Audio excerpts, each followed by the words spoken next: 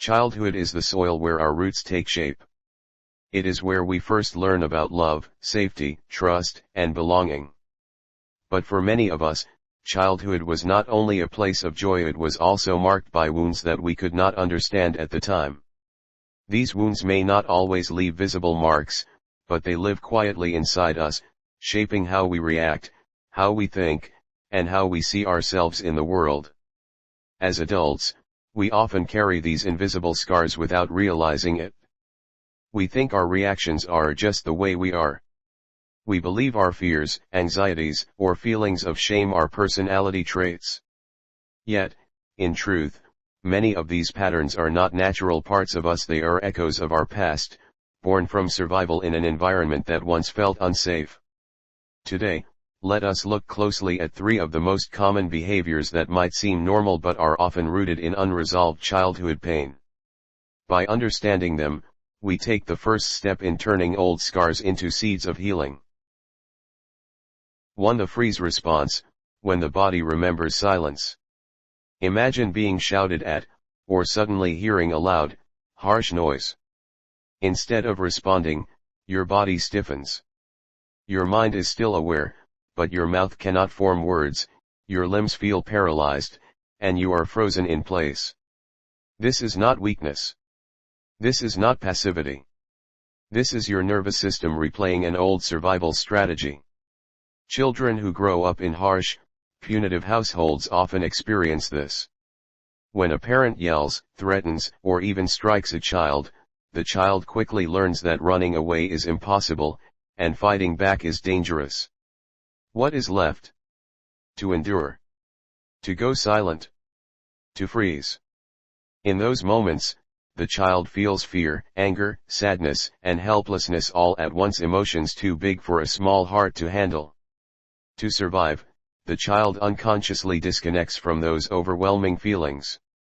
Freezing becomes the body's way of saying, if I stay still, maybe the pain will pass. As adults, the same pattern reappears. A partner raises their voice, a boss criticizes us sharply, or life confronts us with sudden conflict and our body remembers. We freeze, unable to defend ourselves or even speak. Many people misinterpret this as cowardice. But it is not.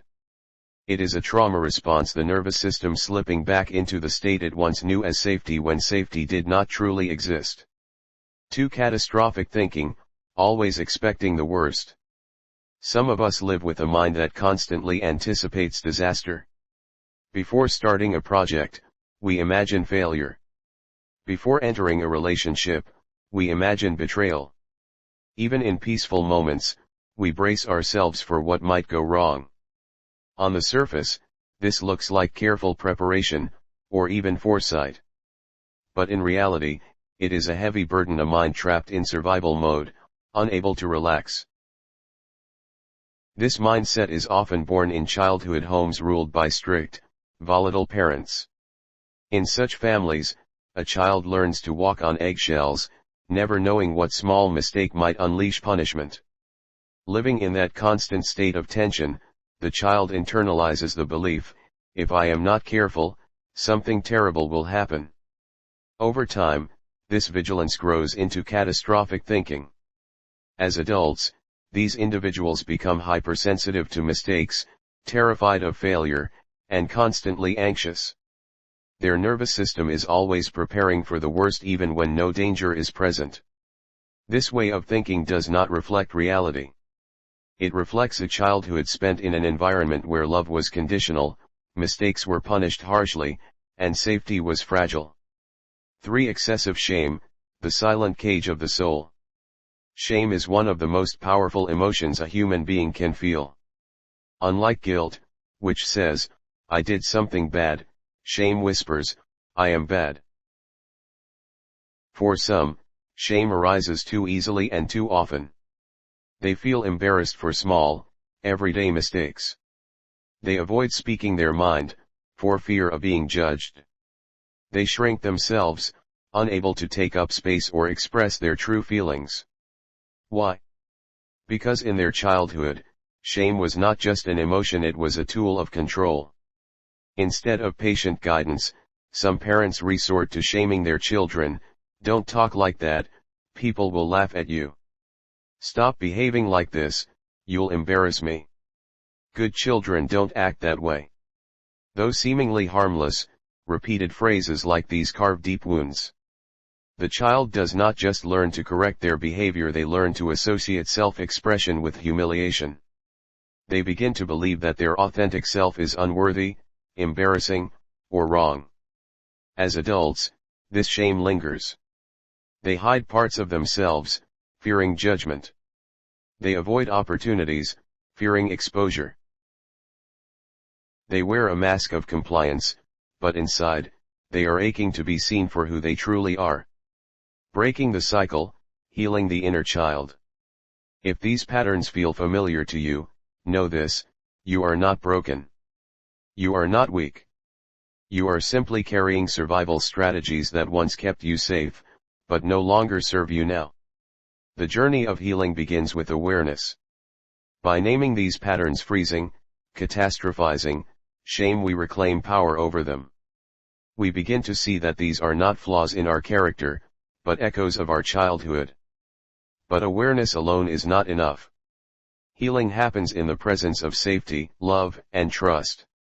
To rewire the nervous system, to soothe the inner child, we need new experiences of connection.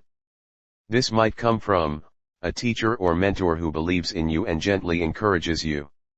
A close friend who stands beside you in both joy and struggle. A partner or loved one who reminds you that you are lovable exactly as you are. These relationships create a new emotional environment, one where fear can soften, shame can dissolve, and the child within can finally breathe freely. From scars to seeds. The truth is, the scars of childhood never disappear completely. They remain as part of our story. But scars do not define weakness. Scars mean that we survived. When we learn to meet these scars with compassion, they transform. They become reminders of our resilience, proof of the battles we endured, and markers of the path we walked to become who we are today. Healing does not mean erasing the past. It means rewriting its meaning. It means creating a new chapter where the inner child is no longer silenced, shamed, or frozen, but nurtured, understood, and free. Closing words. If you have ever felt paralyzed in conflict, trapped in anxious thoughts, or silenced by shame, know that you are not alone.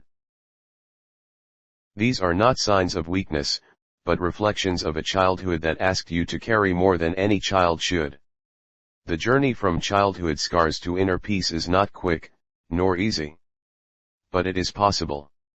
Step by step, with awareness, compassion, and safe connections, the wounds of the past can become the wisdom of the present. And perhaps, as we heal ourselves, we also create the kind of world where future children can grow without these burdens, a world where love, safety, and acceptance are the soil of every childhood. Because in the end, healing is not just about us. It is about breaking cycles, rewriting legacies, and planting seeds of peace that will bloom for generations to come. This is the first step of our journey together in the playlist From Childhood Scars to Inner Peace. Welcome to Inner Dose, a space where healing is not just a dream, but a path we walk together.